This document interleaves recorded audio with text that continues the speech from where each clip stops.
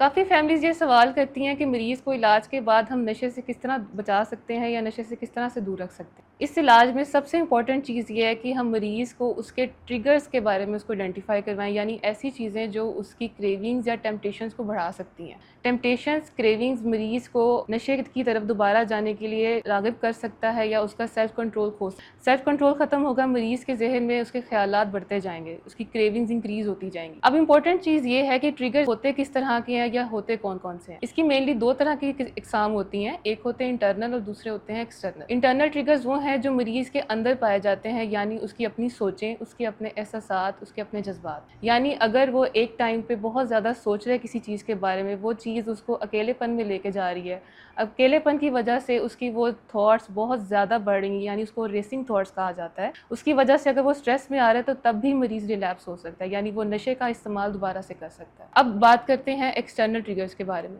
External triggers ऐसे triggers होते हैं जो मरीज़ को बाहर मिलते हैं, उसकी वजह से वो दोबारा से नशे की तरफ जाता है। जैसे कि ऐसी जगह है जहाँ पे बैठ के वो उसने नशा किया हो, कुछ ऐसे लोग जिनके साथ किया हो, जैसे कि दोस्त। मेजॉरिटी के ट्रिगर्स ये होते हैं कि वो अपने दोस्तों की गैदरिंग्स में बैठ के नशा करते। अगर उनको वो दोस्त दोबारा से मिल जाए, उनकी दोबारा से वो पास्ट मेमोरीज रिकॉल होती हैं, जिसकी वजह से उनको क्रेविंग स्टार्ट हो जाती है और वहाँ पे मरीज़ खुद को कंट्रोल नहीं कर पाता। इसके लिए सबसे ज़्यादा ज़रूरी चीज़ ये है कि मरीज़ को उन दोस्तों से, उन जगहों से, ऐसे मौसम से जिससे वो रिलैप्स हो सकता है, उन चीज़ों से उसे दूर रखा जाए। तो सबसे इंपॉर्टेंट ये चीज़ है कि उसको ट्रिगर्स आइडेंटिफाई करवाए जाएँ ताकि वो अपने इलाज को बरकरार रखे।